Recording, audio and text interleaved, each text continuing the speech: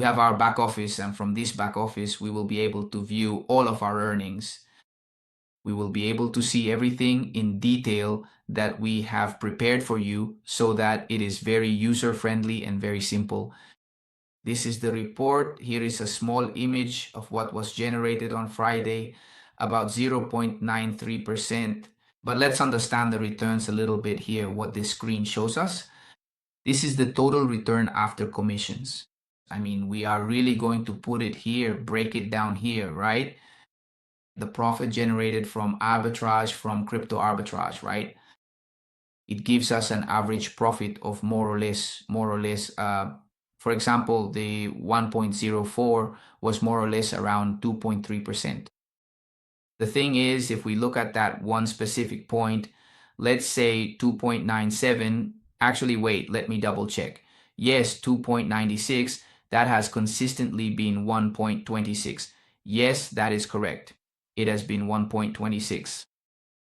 Additionally, that it couldn't, or it wasn't carried out in the profit operation is because this has to do with commissions. Commissions that are paid to be able to make transfers between exchanges, transfers, and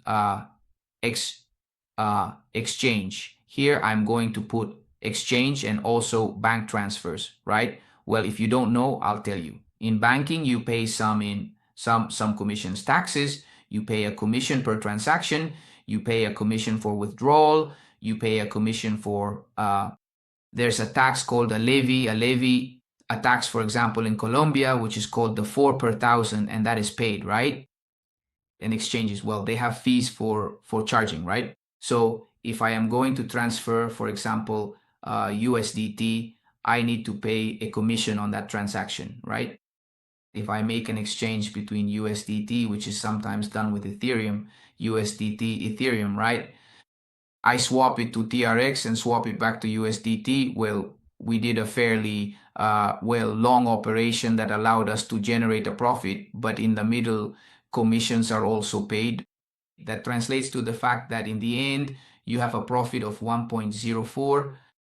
However, one must understand the following.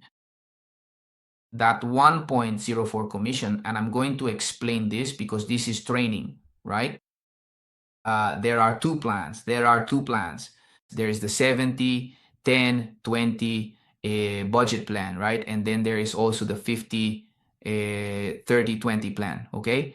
And you might be wondering, what exactly does that mean for your personal finances? The first part, the 70, right? The 70 or the 50 is the profit that is generated for the investor. I mean, that part is what corresponds to the investor. It could be that you get the 70 or the 50. What do I have to do to be able to earn at 70%, and 70% of what? Of this commission, or this one that says 1.04.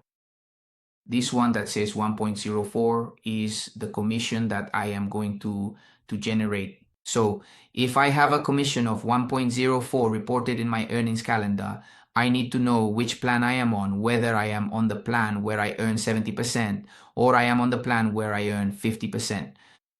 How do I know that? If you were there until March 11th, and you took advantage of this opportunity, well, up until March 11th, and you subscribed, well, up to that point, you have the possibility of always earning 70% on your plan. What does earning 70% mean? Well, that out of 1.04, right? For 70% of that profit, you are entitled to 0.72% of your capital. If you invested, for example, a capital of $1,000, well, that day you earned more or less $7.2. Okay. That's it. If, on the other hand, you are part of the 50% plan, which starts from March 12th, 2026, well, 1.04 times 50%, this means you earn 0.52%. In this case, if you have a capital of $1,000, well, you earn $5.2 automatically, which isn't bad either. It's great, right? But, well, these were the conditions. We ran a small promotion because we wanted to give priority, space, leverage, right? A series of events that occurred so that we could generate that profit. So we go back again to 70, 10, 20, right? And 50, 30, 20, so that it adds up to a full 100%. So what happens that the 70, 10, 20 plan, 70% goes to the investor, 10% to the admin, and 20% to the commission plan, okay?